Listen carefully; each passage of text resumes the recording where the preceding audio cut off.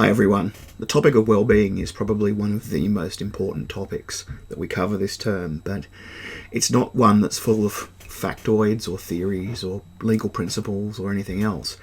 And it's something that is mainly full of advice and ideas.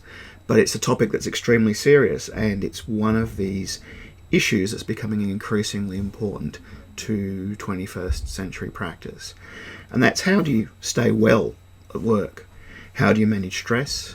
How do you manage to move forward in your career in a way that's positive and a way that doesn't impact on the people around you?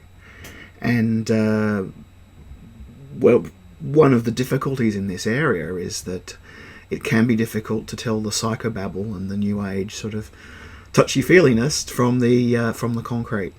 And that's because largely what we're dealing with is metaphors a lot of the time. And honestly, if the new agey stuff works for you, then it works for you. You find what works for you. But I'm also concerned that for some students, it can be a little bit off-putting, and they can also turtle down a bit and go, well, this doesn't apply to me. I'm too tough to deal with these sort of things. So, and those are the people I think are most at risk, are the people who hold on, and say they don't need help until the point when they do. You may notice my desk is wobbling around a bit. That's because there is a puppy who's decided that he needs attention too. So, sorry about that. All right. Now, one of the issues I want to bring up here is that there is a real split in the literature here between two different terms, and I think it's very interesting. One is well-being and the other is self-management. And it may be a tomato thing. It's just, your opinion on it. But I think it's more serious than that. Because well-being implies responsibility for everyone, including the individual, to stay well. And self-management, I think, is a bit of one of those passive-aggressive management terms where it pushes the blame onto the victim and says, well, you're someone who needs to manage themselves better. It's not the responsibility of, say, working in a toxic environment that makes you ill. It's the fact that you can't manage yourself. So we will see from time to time through this area a conflict between concepts that look at the holistic, more global issues of how do we make better workplaces, how do we treat each other with more respect, how do we build stronger networks, and the term self-management, which the textbook uses, which is about, well, if you're stressed, then fix yourself, do something about it. Don't expect the workplace to help you. It's not that stark. People use self-management, I don't think, are all working on the side of the forces of darkness. But I think there is a real issue that there's sort of a passive-aggressive underlying tone to some of the self-management literature. And it's a bit of that kind of, millennials are just not tough enough. They're all snowflakes. And, the reason they get stressed after working long weeks for low wages and no job security is just because they're not as tough as their, predecessors. And there's a bit of that attitude in the legal profession, and I'm sure there is in the justice professions as well, and this kind of macho culture of work till you drop. Now, one of the reasons we cover this is that it's emerged over the last decade that this is a serious issue for the legal profession. We've known it longer for the justice professions, particularly police, corrections, community services. They're high-stress areas that deal with significant conflict faced, in your face every day. We were reasonably surprised at the stats of the legal profession, though, because the law has a reputation for being more, a more prestigious profession, more respect, more benefits, and so on. And it was quite a surprise when there was a rather high-profile suicide of a young lawyer, Tristan Jepson, and there's a memorial foundation named after him that tries to raise awareness of these issues. But this led to an investigation called Courting the Blues that looked at mental health, addiction, and stress amongst lawyers, and found rocketing levels of these things. High rates of suicide, high rates of addiction. And it was, in some ways, a wake-up call for the profession. More ways for legal education. In some ways, the profession sort of pays a lot more lip service to this, but in a lot of situations, the work environment is not necessarily improved. And there are lots of reasons that underlie that. And I mentioned earlier in the outset of the term that, most people who get law degrees don't work in the legal profession, and those that do, many of them leave the legal profession, particularly women. And one of the reasons for that is that there is this culture of high stress in the profession. Billable hours, got to make more hours, got to make more money. And there's also an issue that covers a few professions, and the medical profession is one of them, that quite often the people who end up in leadership roles do so without any kind of necessary skills or education in management or leadership or leading other people.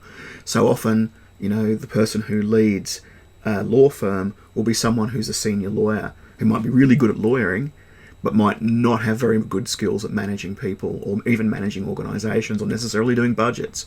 And that has a flow-on effect through a lot of the professions where you don't have professionalised management and you don't necessarily have people have those leadership skills. There's also a long-standing issue with the legal profession where it's moved from an apprenticeship model where, back in the day, and I think we're talking maybe in the 70s, you came out of uni with a law degree, you became an article clerk in a firm, and as long as things didn't go too badly wrong, you then were pretty much guaranteed a place in that firm, and you could work your way up through the ranks in that firm. Now that broke down sometime in the 80s, and law firms had realised very soon after that they could just fire article clerks and get new article clerks rather than take new partners into a firm. So it became extremely difficult to actually get a partner position in a firm. Ongoing employment became more difficult, and in the last few years it's ramped up again because firms are outsourcing a lot of that work overseas. I'm not sure if it's happening now. It's a weird time to be talking about this, but definitely in the last few years, a lot of the work that you would have a junior lawyer do is being sent overseas to India or China by firms. So there's not the progression into the firm that there used to be. And also I think with digital technologies and online registration, one of the jobs an article clerk used to do was stand in line a lot and file documents. Now that's all gone, and a lot of that work is done by paralegals, or it's automated. So law firms have changed the way they work, and it then becomes extremely stressful for the people who are working as clerks in those firms, and then for the people who do manage to get a position in the firm. It's so difficult to get that people become even more stressed about maintaining that position and making sure they make their billable hours. So I don't want to paint this too doom and gloom, but I want to illustrate the fact that there is a significant problem out there, and that the solution really has to come from firms, and it has to come from people who work in and around the law, and it has to come also for the criminology graduates in terms of people who work in the justice professions as well, that this is not something that's necessarily going to get fixed by the current generation of managers, even with all the best will in the world. It's something that's going to be a generational change, an adjustment to the way that the workplace functions. So what we can do here for people at the start of their careers is illustrate some of the issues, illustrate some of the strategies you can do to take care of yourself, to think about your colleagues, and to try and build a stronger base with which to, undertake your professional life. But also we do that with the consciousness that there are toxic workplaces out there in all professions, and that sometimes it's a matter of, finding a better workplace rather than just saying, go and do some meditation and, you'll be fine. Just, it's a matter of you not being resilient enough. All right. So a few things. One thing the book mentions very briefly that I think is really worth mentioning is the concept of imposter syndrome.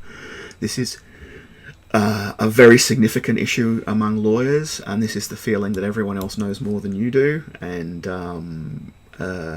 that you are somehow, only getting by the skin of your teeth, and you'll be found out at some point.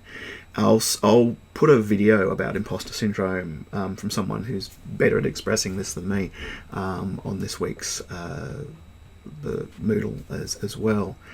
But it's a particular problem amongst law graduates, and part of it, I think, is that the sorts of doubts and the sort of self-criticism that we instill in law students as part of that process of being a critical thinker can take over, and there can be situations where people feel not only that they're having an appropriate level of critique of what they're doing, but suddenly it becomes an unhealthy level of critique. And this was one of the I think one of the most shocking revelations of that Courting the Blues report was that the research they did seemed to indicate that a large number of lawyers and law students were suffering from depression and anxiety, but they weren't before they started studying. So it really implicated something about legal education that seems to instill or trigger some of these responses, which is why we take it very seriously and we're very open about talking about these things. And a significant part, I think, of that is imposter syndrome, that if we don't have a supportive learning environment where people are free to make mistakes and say, do you think it's this? And be told, well, no, it's not, but to think about it, it's this. And to be able to respond to feedback in an appropriate way, you can really fall into that trap of imposter syndrome. So if you feel as though I can't speak up in tutorials because if I get it wrong, the lecturer will think really badly of me, and I'll be laughed out of the class or whatever. That's a really unhealthy environment, and we definitely want you to have a go and to be open at accepting feedback when you do make mistakes, because when we learn, we always make mistakes. And I think that's the way forward into trying not to fall into those imposter syndrome traps, is to be open to that sort of feedback and to build that sense of, well, no, this is it can be embarrassing. I'm opening myself up to risk here, but the lecturer is not just going to sit there and point and laugh and get everyone to laugh at me because I didn't know which case to apply or which principle to apply, because that's not the sort of environment that we have here. All right, now in the textbook, there's it's at page 371. There's a series of skills that are mentioned that are strategies for being better at self-managing, or from my perspective,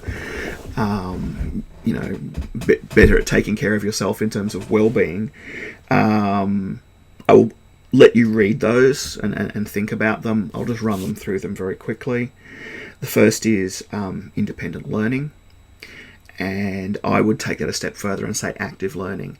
That being able to use those active learning skills keeps you motivated. And one of the traps you can fall into as a learner is being passive, is lurking and just sort of listening to podcasts, listening to lectures, doing some reading and thinking, well, I spent a lot of hours on study this week, I must be getting somewhere, and then getting frustrated because you aren't getting where you want to be. Now, we've mentioned active learning earlier, and active learning is when you're planning and skim reading and interacting and taking notes, and then taking notes of your notes and actually learning in a way where you're actually doing things as you learn. And the research on learning shows that you're passive learning.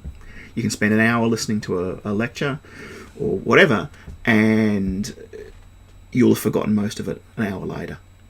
That you get the feeling, I spent a whole hour on that. I listened to that workshop, the recording. I spent a whole hour on it. I've done some work, but in reality, you've probably wasted most of that time if you haven't gone into it in an active way. So usually that means if you're online at the time, engaging, preparing definitely, and engaging. And if you're listening to a recording, prepare. Try and answer the questions. Pause the recording when the tutor asks a question. Jot down some notes. Let it go and see how your notes go. Get onto the forums, get onto Teams and ask questions. All that stuff ramps up your learning dramatically. And when you learn more effectively, you feel better about it. Otherwise, you can end up, if you're just lurking in an area, even if you're doing all the readings and whatever, it can be very demoralising because you're not going to get very far very quickly. And you're going to say, well, I've done all these hours this week and I don't feel as though I'm learning very much. Well, the science is telling us that you won't unless you're learning actively. The next point to make is reflective practice. And again, we don't want to push reflection to the point of imposter syndrome, but that's where you think about what you do and you take time to, and this is why we often, get you to do things like learning diaries and learning logs and whatever, is to take that pause and not only to sort of learn proactively in planning ahead, but also then to look back and go, okay, now what did I learn this week? What was important? What do I need to follow up on? And what is my own process of learning? What worked really well? Do I feel more confident from doing a certain particular task? Or where can I ask for help? Next point is using feedback.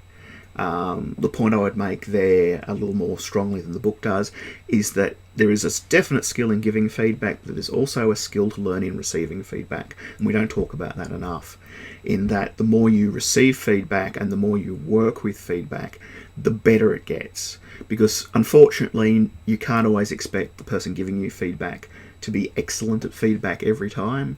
Even someone who's a professional giver of feedback, like a lecturer or a marker, we occasionally make mistakes. We occasionally are a little more blunt, or we don't use as much empathy as we need to, or we say things that we don't expect we don't anticipate people will respond to in a certain way.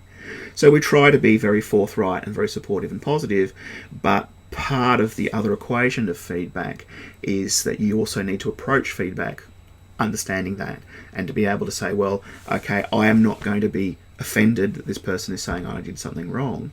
I'm going to listen and I'm going to respond and I'm going to ask questions. And as I said, that's something that it takes practice, because we can start out by being fairly fragile about feedback and fairly anxious, and when someone says, no, that was all wrong, we can get very angry and hostile and say, well, but you didn't teach it to me the right way. It's your fault. It's not my fault. And that doesn't really help you at all at the end of the day. So, and you might be surprised how few students actually look at the feedback on their assignments. I mean, people demand, every time we have a have your say, students are saying, we want more feedback, more feedback. And we look at the logs, and only a small percentage of students actually download the assignments with the feedback and look at it. And surveys we've done have shown that the majority of students who do that only have a quick look at the notes and don't actually do anything about the feedback. So yeah, we do what we can in terms of giving feedback, but you need to engage with it to learn how to respond to feedback and to develop a few calluses too. Because sometimes, the feedback, will not be what you need or want. Maybe it'll be what you need, but not what you want. But you need to develop those skills so that it's one of those adulting things that as you go forward in your career, you're able to, when someone says, look, giving you some feedback, you need to do this better, you're able to deal with that in a mature way and not just crumple because someone's criticised what you've done. This leads to the next point, and this is one of those terms that I find kind of problematic, and that's resilience. Because again, resilience is often a kind of, harden up snowflake. Back in our day, we used to walk through the snow to go to school and walk on broken glass and everything else, and kids today just can't take a bit of pressure kind of crap. And this, I know this contradicts a little what I just said about being able to learn to take feedback, because I was also saying you need to develop that resilience and that sense of ability to have a few calluses and take a few knocks. But I also think that the resilience movement in management is a little misdirected, and it is something that often turns into blaming the victim. Right, often turns into the fact that you've got a toxic work environment, people falling over sick all the time, and people saying, well, back in my day we worked 60 hours a day, 8 days a week, and we had commitment to our firm, and just because these people are underpaid and have no job security, what's wrong with them? They're just not resilient enough. So when I hear people say resilience, we need more resilience training with new staff or whatever, I get suspicious about that person, whether they're a bully and whether their environment is toxic. Probably needlessly so, because it's one of those jargon terms that are used a lot, but it makes me very suspicious. That being said, we can all learn to be more resilient, and the way we do that is through support and in being in a supportive environment. No one learns to be more resilient like Spartacus. Well, I suppose Spartacus did, by being pushed into the gladiatorial pit and made to survive. How we get better at work is through an environment where we feel as though we are able to ask for help, and we are able to learn, and we are able to get what we need, but we're also accountable that we all slack off from time to time, we all take shortcuts, and we also need to be able to be accountable when we're called up on it, and we say, yeah, okay, I'll do better next time. The next point they say is hope and optimism, and that sounds a little bit like positive psychology to me, and that all depends on whether you're the kind of person that positive psychology works for or not. I would look at the flip side of that and saying adopting a doom and gloom attitude doesn't help. And if you get into bad cultures in the workplace where everyone just gets together and whispers over coffee and talks about how terrible everything is, that is definitely a bad thing, and that leads into bad cycles. And often you'll find there are people who lead that sort of activity who displace their own stress onto other people. So they say, let's have a coffee and let's talk about how terrible Brian is as a manager. And they'll bitch and bitch and bitch, and you'll walk away feeling more stressed. And they've purged all their feelings about how they hate Brian. And they feel better for it, but they've just transferred their stress onto you. So, take the hope and optimism with a grain of salt. I don't know that everyone going out there and singing the company song and saying, what's brand future is going to work for many people, but I also know that the inverse and letting yourself fall into those doom and gloom traps don't work. And the last thing they recommend is mindfulness, and this is again something that's very trendy in business talk at the moment, and mindfulness is a form of meditation and a way of seeing the world. And I definitely, from my own personal point of view, learning a form of meditation was extremely important for me in staying sane and staying balanced and being able to deal with stress in my work. However, there are different forms of meditation, right? And you need to find the one that works for you. And one of the problems with mindfulness meditation is that it's extremely hard. And my own meditation tradition is transcendental meditation, and in my tradition, mindfulness is something that's only attempted by people who've had years and years and years of practice, and definitely novices such as myself are warned off of mindfulness. So, that's just what my tradition says. But it was also, I find, a bit disconcerting when management groups are just sending people off to learn mindfulness meditation as an easy, quick fix for people being stressed at work. Because from my teacher's point of view, it's just going to fail for most people. It will work for some people. That's fine. You might naturally be someone who takes to it. But also just be aware that it's not the only form. There's relaxation-based meditation. That did not work for me. That made me more stressed because I just couldn't relax into it. Find out what works for you. It's taking up meditations, like saying taking up sport or taking up art. There's so many different forms and so much that's suitable for different people. But I'm just, I guess, putting out a warning there that if someone's told you to go do mindfulness meditation because that's what everyone's doing and that works for everyone and it doesn't work for you, there's a bit of a trap in there, because there's a bit of an industry in pushing mindfulness meditation, and part of it is, I think, because it doesn't have any of the spiritual aspects of it, it becomes something that's very easy to push in a secular world. It's like, oh, we're not doing meditation, we're not doing any of that weirdo kind of, new agey stuff, we're doing mindfulness. That's a scientific thing, and it's basically it is the same. It comes from those same traditions, but they've had the sort of the mystic serial numbers filed off of it to make it more palatable for management organisations. So I guess mindfulness I would couch within a broader shell of finding the things that you can do that relax you, that separate you from work, that take care of yourself. And we know exercise is one thing that's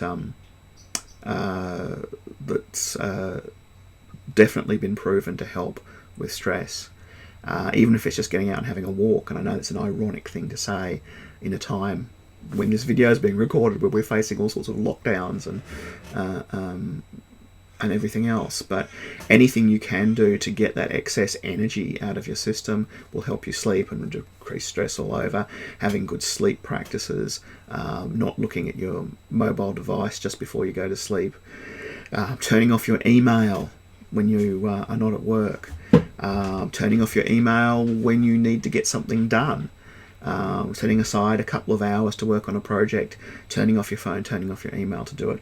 These are all things that are connected with what could generally be called mindfulness, that are not specifically about actually learning a meditation technique, but they're also about being aware of your environment and also being aware of the people around you. So that's just a general lead through what the textbook suggests as ways of learning to self-management. And as you can see, this topic, there's very much a shotgun approach of like, well, here's this and here's this and here's this, and these are all these things that might work for you. And I'm going to add to that just by throwing a few things just to close down, to close off this lecture. Just a few things to think about and to throw into the mix.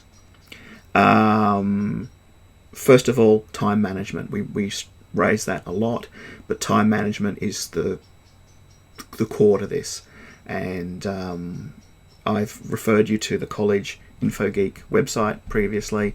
There's lots of good resources there on time management, both in terms of how do you manage your time across a period of time, across the week, but also in specific times. Like, if I'm going to work on a project for an hour, how do I manage the time there? How do I get results? Time management is the key to so many things. And being aware of deadlines, being aware when you're studying that towards the middle of term, you're going to have a lot of assignments due. Towards the end of term, you're going to have a lot of exams and things due. And one of the things you can easily do at the start of the term is to say, oh, there's 12 weeks of term, that's forever, and not start until about week 4, and then suddenly your assignments are due, and suddenly then everything just snowballs. So time management. Second point, ask for help.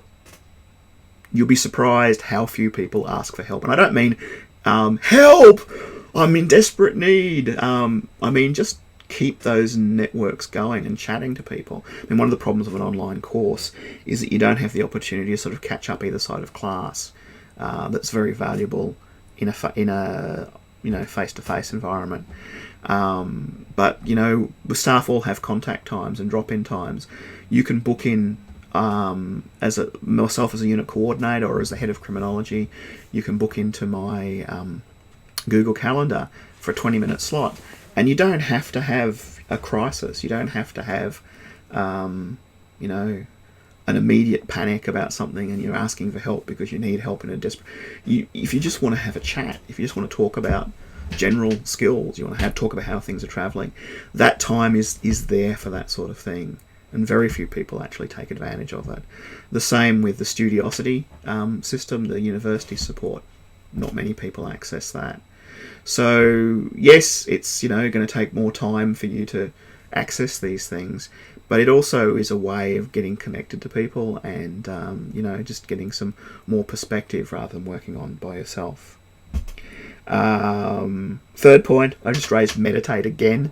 I'm not a new agey kind of guru-y person. I'm not a religious person, but learning a meditation technique made a lot of difference to me. So I recommend at least having a go. And if you have a go and doesn't work for you, try something that's a different style. Part 4, focus on connections. It's very easy to get isolated when you're studying. And one of the best things about uni is the ability to make connections and to meet people who are going to be valuable to you throughout your career. So use the opportunity to reach out and have a chat and connect with people. I am an introvert myself. I'm not someone who throws myself into social situations and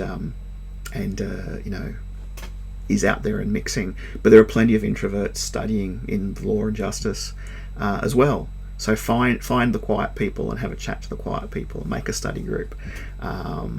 Make connections with as I said before, with your teaching staff, because we're not monsters. And those connections can be useful to you as well. Next point 5. Have a reason for doing what you do. Don't lose track of your objective. Don't study just because you've got nothing better to do. Don't study because it's like, oh well, it's a way of having an excuse to get out of things for a while and to say, I'm too busy, I'm studying. Don't study because you think you're going to make a lot of money. Don't study because you hate your current job and you think anything will be better. Have a positive plan going forward, and have that motivation firmly in mind, and remind yourself of it. This is why the ethos is so important. Why I got you to do the ethos for your portfolio, is to start thinking about what is it that you do and why you're doing it.